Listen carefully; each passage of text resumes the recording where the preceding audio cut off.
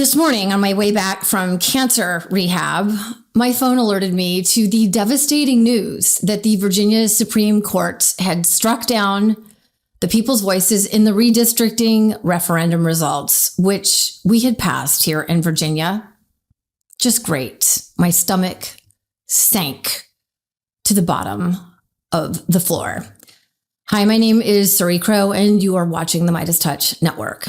As Qasim Rashid wrote on his Substack, he is an attorney, by the way.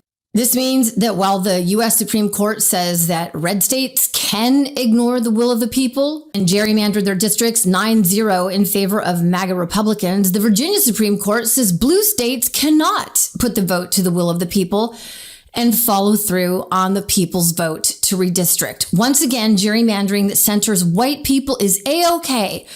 But gerrymandering that centers a broad base of voters is not. This is absurd. It seems clear that our nation is operating on a two-tiered system. One tier in which conservative justices give MAGA Republicans a pass to govern at will, even when in complete violation of established precedent. And another tier in which Democrats and progressives are held to a higher, fabricated standard that undermines the very will of the people. I couldn't have said it better if I tried. Texas, Florida, Louisiana, where the governor there, Governor Landry, has canceled primary elections that were in progress. 42,000 people in Louisiana had already voted, and the governor was like, no, we're canceling now so we can redraw maps that are in favor of white people. And nowhere was all of this made more painfully clear than in Tennessee yesterday, Thursday, where the majority white state legislature erased the last Democratic congressional district in Tennessee. Here are the white lawmakers leaving the state house.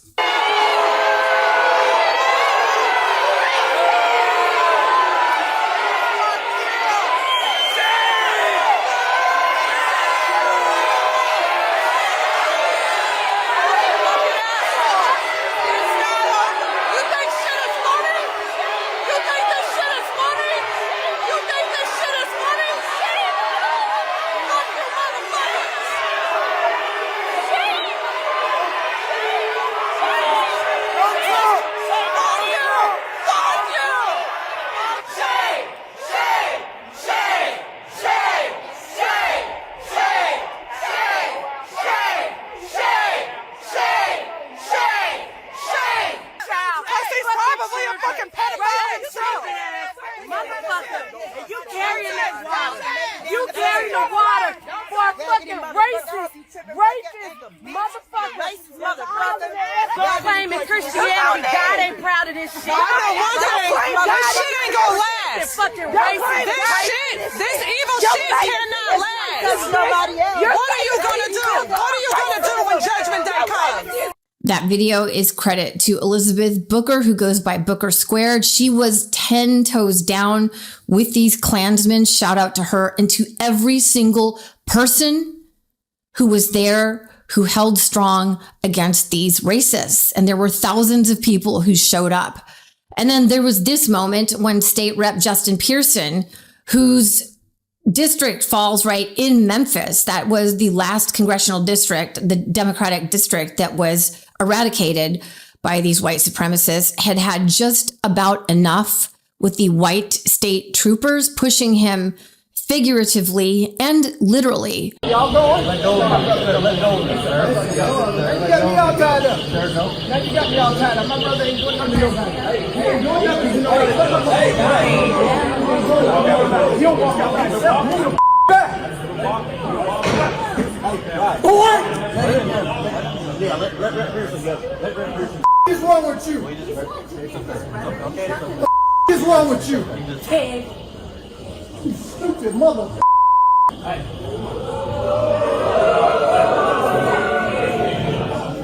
Powerful.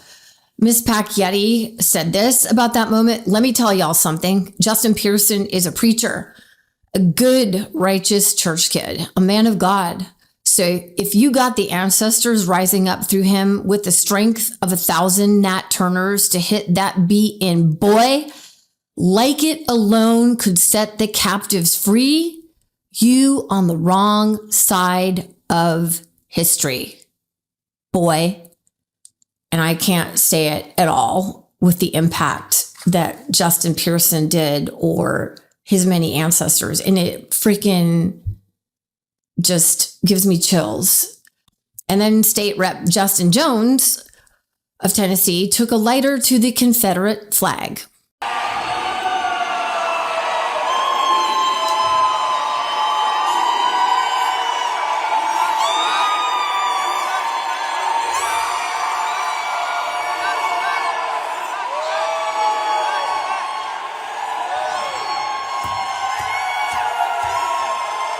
So what we witnessed in Tennessee Thursday was the neo-Confederacy saying that Black voices do not matter, that white men will make decisions, and that's it. And that was greenlit by the John Roberts Supreme Court, which I think is illustrated quite perfectly in this cartoon.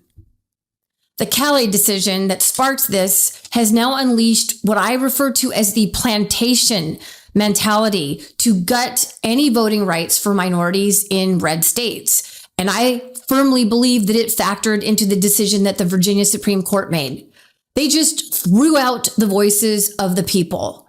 When the Virginia state legislature said, let's do it the right way, the way California did, let's put it to the people and let them decide, our Supreme Court here said, nope, and tossed it.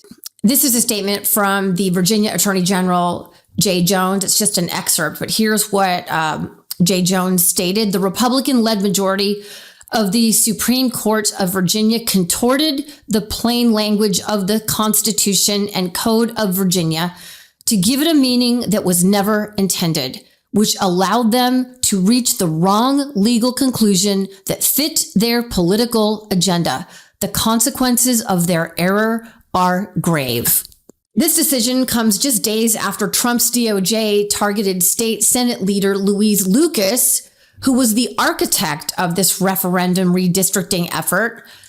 And so I wanted answers as to how we move forward here in the midst of what clearly appears to be an attack on our voting rights. So I sat down for a conversation with Lauren Groh-Wargo, who is the CEO and co-founder of Fair Fight Action, which is a voters' rights advocacy group. There's a whole series of things happening really rapidly, and it's a hodgepodge depending on the state. So Alabama, Louisiana have been in versions of special session to delay primaries and look at new maps. Then South Carolina is now moving. The state Senate is scheduled next week. They're talking about gutting James Clyburn's seat in South Carolina. May 20th in Mississippi, there's a special session scheduled. We don't know exactly what they're going to do. It's speculation that they're going to go ahead and racially gut their state legislatures and Congressman Benny Thompson's seat. So it's now just this rapid thing where they're trying to gut the CBC, the Congressional Black Caucus, and crack apart Black communities in the South. And the South is where 60% of Black Americans live. So we are in a firestorm. But here's the thing. Southerners are fighting back. So sorry, I'm happy to talk about that. I was in Livid Lauren. How's that? Livid Lauren. Yeah, I love it. We should do our own podcast. Yes. Yeah, exactly. Livid Lauren and Salty Story. Go at it. So I think what's really hard about this moment is that so many of our institutions are captured. They're captured by this growing autocratic Republican movement.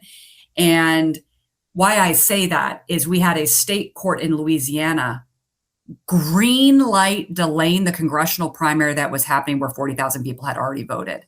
Yes. That is anomalous. And just taking a beat on how extraordinary and why we should all be livid about that is don't think for 1 second breaking that kind of precedent isn't going to come and say, we're going to delay elections for other reasons. The farcical, specious reason that Governor Landry, lapdog of Donald Trump, did that. How he did it was he used an emergency order that is meant for hurricanes and floods and said the emergency is our unconstitutional congressional seats. That is an abuse of power. period, got greenlit by the first court that heard it. It's now being appealed. The fight is not over, but nobody is feeling like we are going to win this. So in one hand, we are in an anomalous, unprecedented, full-blown Confederacy type approach down here, where the Republican judge says, sure, little Landry, you can throw out 42,000 votes. You know who these votes are, by the way, Salty Suri? They're overseas military and veterans. They're the people who vote early by mail, right? So their votes are getting thrown out just on the congressional. There's other races happening. Those are going to count, but we're just going to throw out the one election. We don't know of another time this is happening. Meanwhile, fly up to Virginia, where they let the people decide, they followed what they thought were the rules, and you get this decision. So the situation is very frustrating. And I think that the thing is that we all in this community, if you are watching this podcast, this Substack, we have to hold very close to the following. They are trying to break us. They are trying to break our spirits. This is an intentional campaign. This is flood the zone. I am sitting here in Fulton County, where they they're bringing in FBI agents. They're subpoenaing and trying to get the personal identifying information of poll workers. That happened this week. They're trying to break election administration in the largest African-American county in the South, Fulton County, where Atlanta is, the 9th largest by population in the country. They're trying to break Louisiana. They're trying to break Tennessee. They're trying to break the backs of Black Americans and their allies so that we don't vote in November. They're trying to say, you do not have power. Now, we know we have power. And we also know the only reason we had a Voting Rights Act that they could gut to begin with is because people like the Salty Suri community said, hell no, we're going to build a record. We're going to mobilize. We're going to protest. We're going to go ahead and vote, even if the maps are rigged and the elections are rigged. We're going to win as much as we possibly can following the rules. But we're also going to get arrested. I didn't get arrested, but there were folks who got arrested. They weren't trying to get arrested, but they were protesting in Tennessee to make the stakes higher. And here's the deal. This is a big fight. It's a long fight, but there's lots of steps we can take. So, Salty Sir, I can tell you some of the things you're going to hear from the South. Y'all can't let a new Confederacy get built. I don't care where you live. It's not good for the South. It's not good for America. We will not have a multiracial two-party system that's healthy if they break the South. So this is all hands on deck. So there are going to be opportunities this month to join us in solidarity in the South, to make this national, to revive organizing and the civil rights movement across the nation. So stay tuned. Keep following people like Suri and Fair Fight. There's going to be ways you can come to the South to get on the bus and stand with us, as well as have solidarity in your communities. And we're going to, all summer, they're going to gut everything in May. June, July, August is going to be teach-ins. It's going to be education. It's going to be mobilizing. And we are going to win a lot of elections in the fall, but we're not going to go home after. We're going to continue to build together. We're going to build a new, broad, and deep multiracial coalition. So there you go. Some hopium in the midst of despair. And I just want to quickly say something. Along my reporter travels today, I heard a lot of criticism of the way that the Virginia state lawmakers went about the whole process of trying to get this referendum passed. Oh, they should have done this. They should have done that. No. If you can't understand right now what this is, that it is a full-blown attack on voting rights and gutting the VRA, as you heard in my discussion with Lauren there, then you need to get a new pair of glasses, because that's what this is. It wouldn't have mattered any old which way that our state lawmakers would have gone about passing this referendum. The Virginia Supreme Court was going to make sure that they were going to strike this down. And it really disturbed me to hear some people, some of them my friend actually, say, well, they should have done this or they should have done that, because these people are white. You need to wake up. You need to wake the fuck up. Because what's happening here is an attack on Black people, their rights to vote. And, open your eyes, people, get out of your privilege and understand what the hell is happening here. It wouldn't have mattered. And especially when all the hypocrisy, just like Qasim wrote in that article, there are two tiers going on here. The red MAGA racist states can do whatever the heck they want, but we're held to this higher standard. Enough enough. Like, get mad, get pissed off. This is insane that we have to cross these T's and do this and X minus Y and do this and then do some physics and do some math. And no, it's still not correct. You didn't solve your problem. This is bullshit. This is what they did.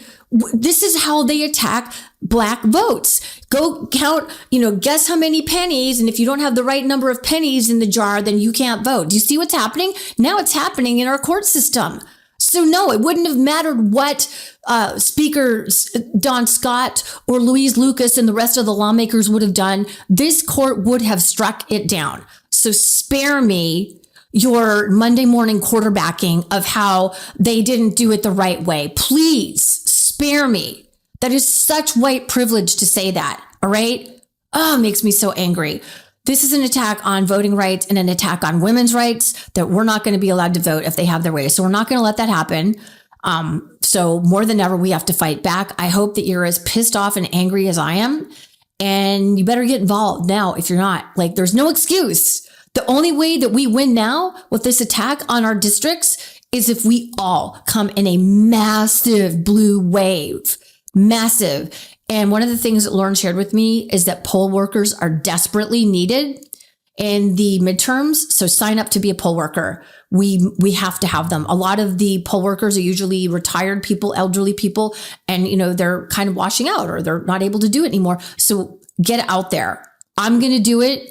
If you're watching this or listening to me right now, sign up to be a poll worker. We need to protect our polls. We need to be there to guide people, to be a friendly face, to participate in the democratic process and not to let Trump and his Klan regime take over any more than they have, because they're trying to scare us away from our rights. And we have the right to vote. We have the right to motherfucking vote. You understand me? You hear me?